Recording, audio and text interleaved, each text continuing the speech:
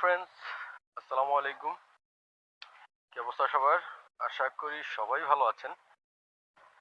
তো আলহামদুলিল্লাহ, আমিও ভালো। কিন্তু আমার এলাকার যাতায়াত ব্যবস্থা এত পরিমাণে খারাপ, যার কারণে ভালো থাকতে মন চায় না। ভালো থাকতে চাইলেও ভালো থাকতে পারি না। তো এখন কথা হচ্ছে, আমাদের এলাকার লাস্ট 3-4 মাস বা তার বেশি এতদিন যাবৎ হচ্ছে যে আমাদের এলাকার রাস্তা কাটা হয়েছে। রাস্তার কাজ চলতেছে। তো এখন এই কাজ যে কবে শেষ হবে সেটা সঠিক আমরা জানি না। তো এখন তো একটু মানে হালকা সিম্পল, এদিক দিয়ে দেখলেন আমার অবস্থা আরো বেশি খারাপ হয়। সামনে দিয়ে কিছু রাস্তা আছে, ওই চিপা চাপা দিয়ে যখন আমরা ঢুকি খুব বাজে একটা সিচুয়েশন হয়। আর যদি এর মধ্যে বৃষ্টি নামে তাহলে তো কোনো কথাই নেই। এই দেখেন কি একটা অবস্থা। এই যে এই সামনে বামে যে রিংগুলা, এগুলো হচ্ছে যে বসানো হইতেছে। এই যে এখন যে জায়গাটা ভালো আছে এটাও কাটবে। এটা বেশিক্ষণ বেশি না, 1-2 দিনের মধ্যে হচ্ছে যে এটা কাটা হবে। তো এখন কথা হচ্ছে, আমাদের আগের যে মানে আগে যখন এই রাস্তাগুলো করছিল, পানি নিষ্কাশনের ব্যবস্থা ঠিক তত একটা ভালো ছিল না, যার কারণ হচ্ছে যে বৃষ্টি বাদল হইলে খুব বেশি পরিমাণে পানি জমতো। খুব বাজে একটা অবস্থা হয়ে যেত, এই দিক দিয়ে মানুষের যাতায়াত চলাফেরা খুব কষ্ট হয়। তো এখন নতুন ভাবে যখন কাজ শুরু করলো তখন হচ্ছে যে এই সম্পূর্ণ চেঞ্জ। আগের যে রাস্তা ছিল সেগুলো ভাঙতেছে। সেগুলো ভাইঙা তারপরে হচ্ছে এদিক দিয়ে কি যাওয়া যাবে না, আচ্ছা এদিক দিয়ে যাই। তো আগে যে রাস্তাগুলো ছিল ওগুলো ভাইঙা এই যে বড় বড় যে রিংগুলা, এগুলো হচ্ছে যে নতুন করে বসানো হইতেছে। পানির লাইনটা যেন ক্লিয়ার থাকে, বৃষ্টি বাদলে যেন পানি না জমে। তাছাড়াও আমাদের এলাকায় ম্যাক্সিমাম রাস্তা খারাপ, সেগুলোরও কাজ চলতেছে। তো এখন আশা করতেছি যে খুব শীঘ্রই এগুলা ভালো হবে, আমাদের যাতায়াত উপযোগী হবে। তো এখন দেখার বিষয় হচ্ছে যে কতদিন লাগে। তো কি আর বলবো, এই দিক দিয়ে তো অবস্থা খারাপ হইতেছে। রেগুলার যাতায়াত করে হাত পা ব্যথা, তারপরে তো গাড়ির অবস্থা খারাপ হয়ে যে সামনে পানি। এরকম আরো অনেক জায়গা আছে যেগুলো দিয়ে আমাদের রেগুলার যাতায়াত করতে হয়, রেগুলার। কিচ্ছু করার নাই, মাইনা নিতে হয়। এই যে পা উঠে দিছি উপরে, বাম্পারের উপরে পা উঠে তারপর হচ্ছে যে যাইতে হয়। তো এখন মূল কথায় আসি। আজকে আমাদের Suzuki Gixxer club Bangladesh, short form SJCB, তো আমাদের গ্রুপের আজকে একটা হচ্ছে যে মিট আপ আছে। অনেকদিন যাবৎ গ্রুপের মেম্বাররা আমরা একসাথে হইতেছি না, দেখা হইতেছে না অনেকের সাথে, সবার সাথে কথা হইতেছে না। সবাই সবার কাজ নিয়ে ব্যস্ত। তো আজকে ফাইনালি আমরা চিন্তা করলাম যে না, আজকে সবাই মিলে একটু একসাথে বসি, গ্রুপের বিষয়ে কিছু আহ, আহ, গ্রুপের বিষয়ে কিছু কথা বলবো, আলোচনা করব, তারপরে সবার সাথে একটু আড্ডা দিব। তো সেই উদ্দেশ্যে আর কি বাসা থেকে বের হওয়া। তো চলেন এখন এদিকে বেশি কথা না বলি, সামনের দিকে একটু আগাই, তাড়াতাড়ি যাই। আমার মনে হয় যে অলরেডি সবাই চলে আসছে। একটু আগে কামরুল ভাইয়ের সাথে আমার কথা হয়েছে, তারা নাকি দিয়াবাড়ি চলে আসছে। তো এখন আবার যাইতে হবে। তো 7 সমুদ্র 13 নদী, তারপর হচ্ছে পাহাড় পর্বত পার হয়ে এখন চলে আসছি রাজলক্ষ্মী। 7 সমুদ্র 13 নদী পাহাড় পর্বত বলার কারণ হচ্ছে আমার যে এলাকার যে অবস্থা, যেটা আপনারা একটু আগে দেখছেন। তো এটা সমুদ্র সাগর বা হচ্ছে যে নদীর চাইতে কম না। কিছু কিছু জায়গায় এমন এত পরিমাণ পানি আছে যে আমার বাইকও মানে অর্ধেক ডুবে যায়, মানে সাইলেন্সারটা একটু ভাইসা থাকে এরকম। আবার কিছু কিছু জায়গা হচ্ছে যে পাহাড়ের মতো উঁচা। তো এই হচ্ছে 7 সমুদ্র 13 নদী পাহাড় পর্বত। আচ্ছা এখন আসছি রাজলক্ষ্মী। আমার ইউটার্ন নিতে হবে জসিমউদ্দিন থেকে। তো আগে হচ্ছে এয়ারপোর্টের আগে র্যাব 1-এর ওইখানে একটা ইউটার্ন ছিল। তো ওই ইউটার্নটা মানে বন্ধ করে দেওয়া হয়েছে। এখন মূলত যদি আমরা এয়ারপোর্ট থেকে ইউটার্ন নিতে চাই সেটা হয় না, আমাদের নিতে হয় লা মেরিডিয়ানের আগে, মানে কাওলার পরে, মানে অনেকখানি ঘুরতে হয়। আর এদিক দিয়ে যদি আমরা আসি তাহলে হচ্ছে যে কসাইবাড়ি থেকে বের হয়ে আমাদের আসতে হয় রাজলক্ষ্মী, দেন রাজলক্ষ্মী দিয়ে বের হয়ে এই যে সামনে হচ্ছে যে ইউটার্ন, আমরা এইখান থেকে ইউটার্ন নিয়ে আসি।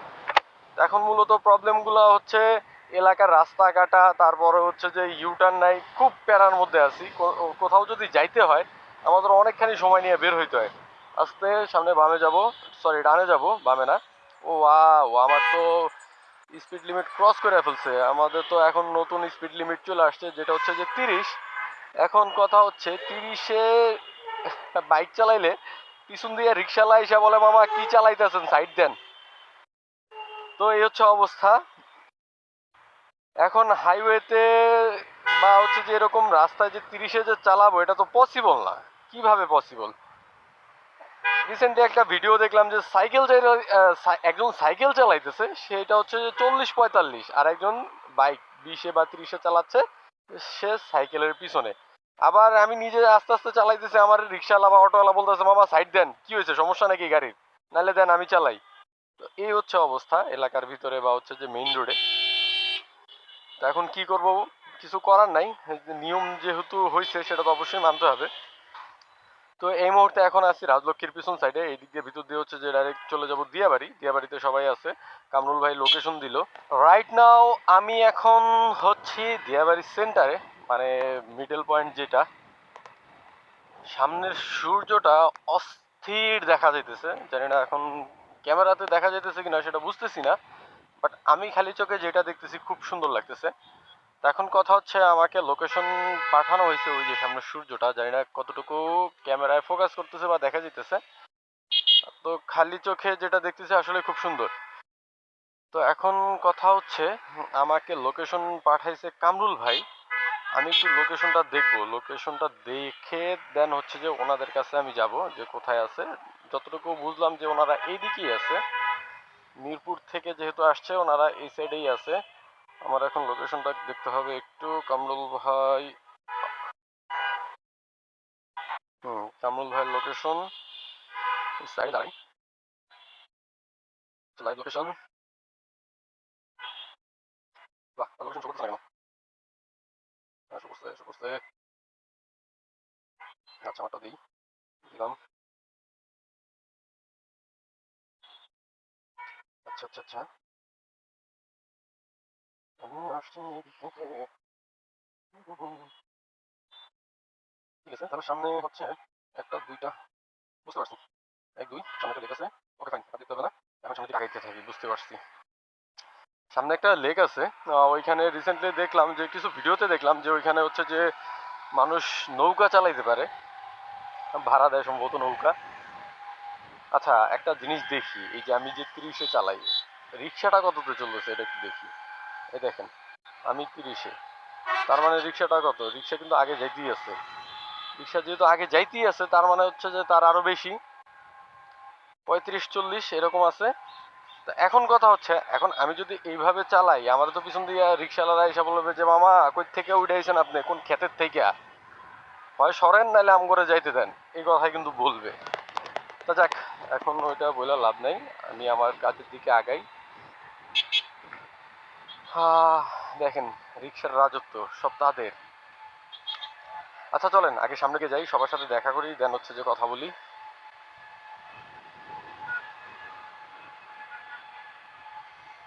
তো আমার টিম মেম্বাররা সম্ভবত এইদিকেই, আগাই আমি এদিক দিয়ে আস্তে আস্তে, দেখি যে সবাই কোথায় আছে। আহ আহ এই বালুর মধ্যে কিন্তু সাবধানে চালাতে হবে বাইক, কারণ হচ্ছে যে যে কোনো টাইমে স্লিপ করবে। আহ আস্তে আস্তে সামনের দিক যাচ্ছি।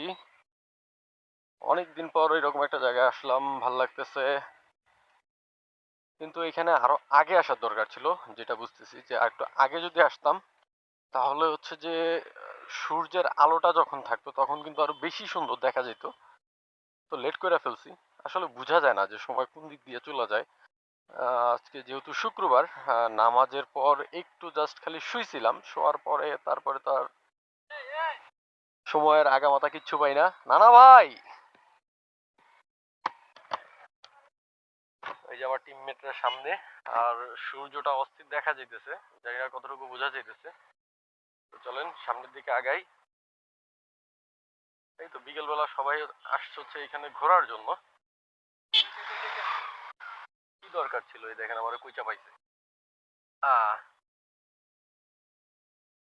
আসলে এই জায়গাটা খুব সুন্দর, ভাল লাগলো। ও বাবা, ও বাবা, তো আমাদের লোকজনরা মনে হয় সম্ভবত সবাই সামনের দিকে।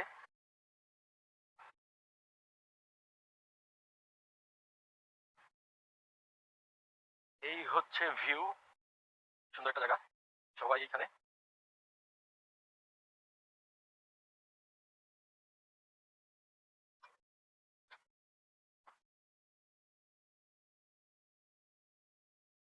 ভাই গাড়িগুলো আজকে এক কাজ করেন ভাই, ওই যে ওই দিনকার মতো এক সাইড করে সব রাইখা দেন। হ্যাঁ, ওয়ালাইকুম আসসালাম। নানা ভাই, কি অবস্থা?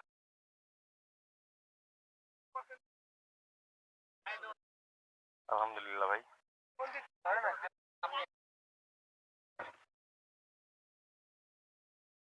তো আমরা প্রথমত যেখানে আসলাম, আইসা যেখানে বসলাম, তো এখান থেকে এখন সবাই আমরা আগাচ্ছি বউবাজারের দিকে। অন্ধকার হয়ে গেছে, আমরা ওইখানে যাবো, সবাই একটু চাটা খাবো। তো এখন একটা কথা, সেটা হচ্ছে যে যদি কেউ ফ্যামিলি বাচ্চা কাচ্চা নিয়ে এইখানে আসার চিন্তা করেন, তাহলে আমি বলবো এটা হচ্ছে যে আপনার জন্য বোকামি হবে, হয়তো আপনি লজ্জায় পড়ে যাবেন।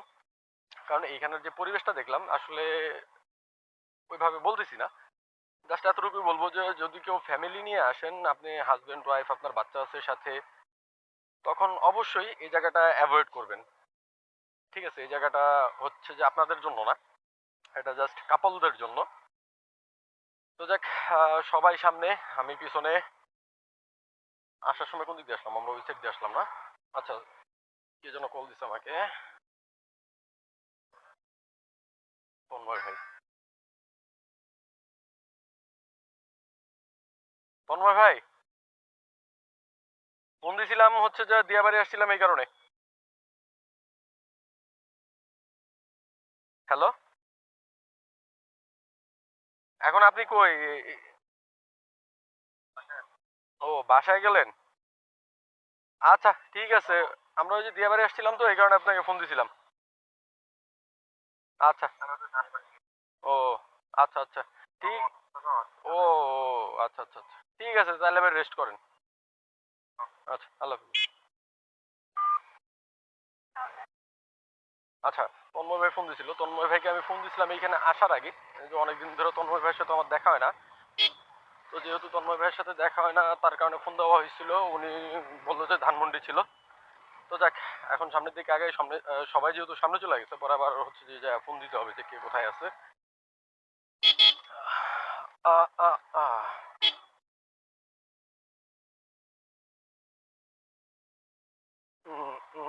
এই যে সবাই সামনে দাঁড়ানো।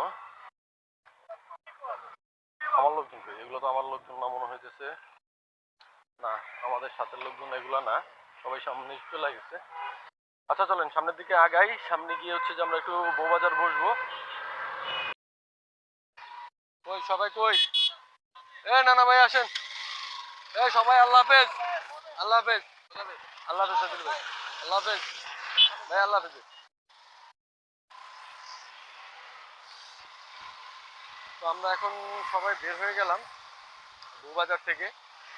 এখন আমি যাব উত্তরা, আর হচ্ছে যে ওনারা সবাই হচ্ছে যে মিরপুর চলে যাবে, যেহেতু ওনারা মিরপুর থেকে আসছে। তো আজকে এখানে আমাদের টুকিটাকি অনেক বিষয়ে কথা হলো, আমাদের গ্রুপের বিষয়ে কথা হলো। আর সবাই মিলে মিলে যেহেতু অনেকদিন যাবত আড্ডা দেওয়া হয় না, সেটাও করলাম। এখন মূলত যাব হচ্ছে যে আমি উত্তরা বাসায়। বাসায় একটু কাজ আছে। তো এখন আর বেশি মানে বেশিক্ষণ আর বাহিরে থাকবো না, আগে বাসায় যেতে হবে, একটু ঝামেলা আছে, ওইটাকে ক্লিয়ার করি। মামা আসতে।